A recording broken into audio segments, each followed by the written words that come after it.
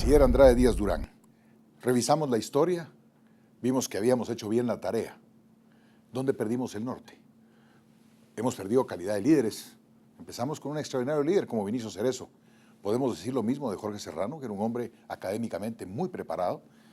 Álvaro Arzú produjo unos resultados extraordinarios. Todos tienen sus luces y sus sombras, de eso no se puede decir que no. Pero hay buenos saldos, saldos positivos. ¿En qué momento perdimos el norte? ¿Qué fue lo que ha pasado, canciller? Hay una serie de razones por las cuales ese esfuerzo nacional dentro del contexto de la democracia se fue diluyendo. En primer lugar, como es natural, las ambiciones políticas de los partidos y de sus líderes.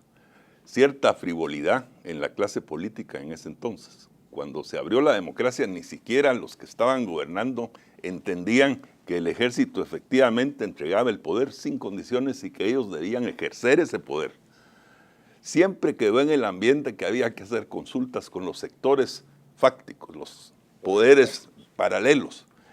Y cada quien en su estilo, de los presidentes que mencionaste y que yo respeto, sobre todo a Marco Vinicio Cerezo y a Álvaro Arzú, los presidentes con su propio estilo y su forma de manejar la situación política, pues mantuvieron el sistema democrático, pero poco a poco se fue debilitando. A veces falta de seriedad, falta de responsabilidad. Muchas veces la transacción política debajo de la mesa y otras veces la corrupción, porque hay que decirlo. No en el grado en que actualmente se da en Guatemala, que es realmente impresionante, pero ahí empezó poco a poco a debilitarse el sistema. Bueno, tenemos 12 años de abandono, porque el tema Portillo, y perdona que lo haya interrumpido, canciller, pero el tema Portillo es un agujero negro en la historia política del país, sin ninguna duda. El tema Berché no lo podemos calificar de agujero negro, pero sí de agujero blanco, en el sentido que prácticamente no se gestionó el país. Y ahora hay un silencio cómplice, extraño en el gobierno. Entonces yo vuelvo y repito, ¿en qué momento perdimos el norte y quién lo perdió? Tienen que ver los poderes fácticos que usted mencionaba en esa pérdida de norte, se ponen a elegir al menos peor de los candidatos para que satisfaga sus intereses particulares y apuestan a ese caballo cuando al final los resultados que van a obtener saben que no son los correctos. ¿Dónde está? Empecemos con Portillo. Portillo llegó a ser el candidato del FRG, que era un sector muy conservador, muy de derecha y que tenía un caudillo que era el general Ríos Montt, dueño del FRG. Y Portillo venía de la democracia cristiana. Y antes de la democracia cristiana, de las fuerzas que en alguna forma directa o indirectamente colaboraron con la insurgencia durante los años del conflicto armado interno. Entonces, Portillo estaba en una confusión ideológica, porque venía de la izquierda, pasó a la democracia cristiana y se entregó a una derecha que había sido necesaria relevar en el mando porque no quería la apertura política. Entonces había ahí una contradicción. La personalidad carismática de Portillo yo no la niego, un orador excelente, pero falto de convicciones.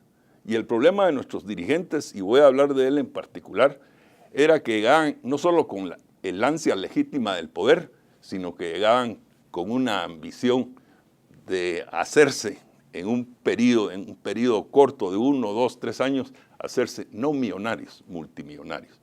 Falta de transparencia. Pienso entonces que ese gobierno de Portillo, que estuvo sujeto a muchas presiones y que cometió muchísimos errores y que quiso atropellar a los sectores reales de poder en Guatemala o trató de manipularlos y falló en eso, fue quien le abrió, consciente o inconscientemente, la puerta al crimen organizado y al narcotráfico. Y yo considero en lo personal que ahí empezó el gobierno a ser un instrumento, tal vez inconscientemente, de esos poderes fácticos que hoy tienen de rodillas al país. Luego viene Berché, que se autodenomina el gobierno de los empresarios, pero realmente al autodenominarse le hace mucho daño al sector empresarial, porque en mi opinión, y quisiera corroborarlo con la suya, no necesariamente fue el gobierno de los empresarios. Más bien fue un gobierno muy malo en su gestión para atender todo tipo de situaciones y de crisis. Pienso que el presidente Berger perdió una gran oportunidad para poder enmendar los tremendos errores del gobierno anterior. Pienso que el equipo de gobierno, aunque habían personas muy honorables y muy respetables, no estuvo a la altura de las circunstancias. Y faltó liderazgo, faltaba un líder. Más bien era la actitud presidencial pasiva de dejar ver, dejar pasar. ¿Y hoy en día? Bueno, ese es un tema que habría que desarrollar muy profundamente y con mucha objetividad. No dejarse uno llevar por las emociones o los criterios subjetivos. Pero yo creo que en este momento Guatemala está pasando su peor momento político. Creo que los factores de poder están confundidos. Pienso que la democracia se está desmoronando.